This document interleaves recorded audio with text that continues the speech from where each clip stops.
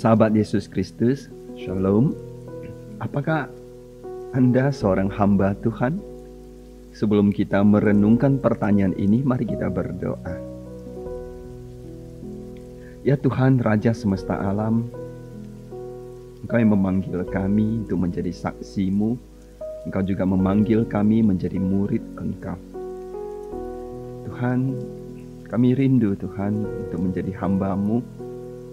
Dan jadilah pada diri kami sesuai dengan kehendak-Mu, sesuai dengan perkataan-Mu. Dan Tuhan, ajarilah kami menjadi hamba yang setia dan bijaksana. Mohon Engkau membimbing kami dan mengajar kami. Kami berdoa dalam nama Yesus Kristus. Amin. Sekali lagi saudara, apakah Anda adalah seorang hamba Tuhan? Jika saudara bukan hamba Tuhan, hamba siapakah saudara? Setiap orang menghambakan diri pada sesuatu. Mungkin kita akan berkata, "Oh tidak, saya bukan hamba siapa-siapa." Well, sungguhkah demikian? Bagaimana jika kita menjadi hamba keinginan kita? Tuhan ingin setiap kita menjadi hambanya. Maria sendiri menyebut dirinya seorang hamba Tuhan ketika dia berkata, "Aku ini hamba Tuhan, jadilah padaku menurut perkataan-Mu itu." Lukas 1 ayat 38. Kemudian dalam pujiannya, Maria kembali menyebut dirinya sebagai hamba Tuhan. Lukas 1 ayat 48. Orang-orang bisa menjadi pelayan Tuhan sebagai diaken, penatua, pendeta, penginjil, misionari, dosen, tokoh publik, usher, singer, liturgos, penerjemah, dan seterusnya. Namun hal tersebut tidak serta-merta menjadikan seseorang sebagai hamba Tuhan. Hamba Tuhan harus adalah orang yang diakui Tuhan sebagai hambanya. Tanpa pengakuan Tuhan, kita bukanlah seorang hamba Tuhan di hadapan malaikat-malaikatnya maupun di hadapan setan-setan. Kita perlu menyadari bahwa melakukan tugas-tugas pelayanan tidak secara otomatis menjadikan kita seorang hamba Tuhan. Kita mungkin setia dalam menyusun program pelayanan, rajin mengikuti rapat dan melakukan pelawatan jemaat, serta melaksanakan kegiatan-kegiatan pelayanan dengan penuh semangat. Apabila kita tidak selalu datang ke hadapan Tuhan untuk meminta petunjuknya tentang apa yang Dia ingin kerjakan, serta mengerjakannya dengan setia dan bijaksana, maka kita belum menjadi seorang hamba Tuhan. Kita hanya menjadi seorang hamba kegiatan, tetapi belum menjadi seorang hamba Tuhan. Apa yang menjadi karakteristik seorang hamba Tuhan? Ketaatan dan kesetiaan merupakan kata kuncinya. Kristus Yesus merupakan teladan hamba Tuhan yang sempurna. Tidak ada yang dapat menjadi teladan yang sempurna selain Allah sendiri. Dia taat dan setia sekalipun dia dihina dan dihindari orang. Yesaya 53 ayat 3. Dipukul dan disakiti Allah. Yesaya 53 ayat 4. Demi membenarkan banyak orang memikul kejahatan. Yesaya 53 ayat 11. Serta menanggung dosa. Ayat 12.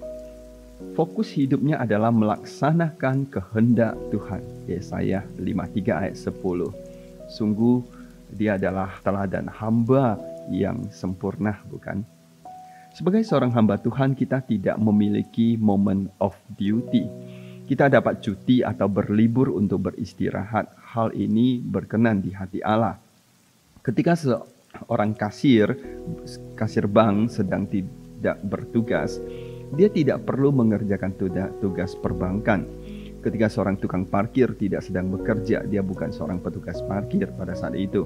Ketika seorang hamba Tuhan sedang cuti, ia tidak dibebaskan dari panggilannya sebagai seorang hamba Tuhan. Artinya, ia bisa beristirahat tetapi ia tidak off duty di hadapan Tuhan. Dengan kata lain, di waktu kita sedang cuti, kita tidak dapat mengambil sikap, "Saat ini saya sedang cuti, jadi saya bukan seorang hamba Tuhan." Kita tidak dapat menyingkirkan panggilan Tuhan dari diri kita, sebab panggilan Tuhan melekat dengan jiwa hambanya. Seorang hamba Tuhan tidak hanya bekerja bagi Tuhan ketika ia berkhotbah, mengajar, membimbing, memimpin, atau mengunjungi. Seluruh kehidupannya adalah milik Tuhan. Artinya ia hidup dan mati untuk Tuhan. Seorang hamba tidak dapat memiliki agenda pribadi. Ia hanya dapat melakukan apa yang Tuhan perintahkan kepadanya. Ia hanya dapat mengatakan apa yang Tuhan tempatkan dalam hatinya. Kehidupan doa seorang hamba Tuhan terhubung kepada hati Tuhan. Dia senantiasa mencari Tuhan untuk mengerti kehendaknya. Dia suka memperhatikan hati Tuhan. Pelayanan seorang hamba Tuhan tidak dapat dipisahkan dari kehidupan doanya, sebab dia tidak bisa tidak melakukan kehendak Tuhan. Tuhan mencari hamba yang berkenan di hatinya. Dia mencari hamba yang setia dan bijaksana. Kesetiaan tidaklah cukup tanpa kebijaksanaan, sebab untuk bisa melaksanakan perintah Tuhan sungguh membutuhkan kebijaksanaan. Roh Tuhan tidak akan mendikte kita segala sesuatu. Roh Tuhan akan memberitahu hal-hal utama dan koridor yang harus kita waspadai. Selebihnya kita harus menggunakan hikmat yang telah dianugerahkan dari Dia agar kita dapat melaksanakan perintah-perintahnya. Maukah saudara menjadi seorang hamba Tuhan yang setia dan bijaksana? Kiranya Tuhan menolong setiap kita. Amin.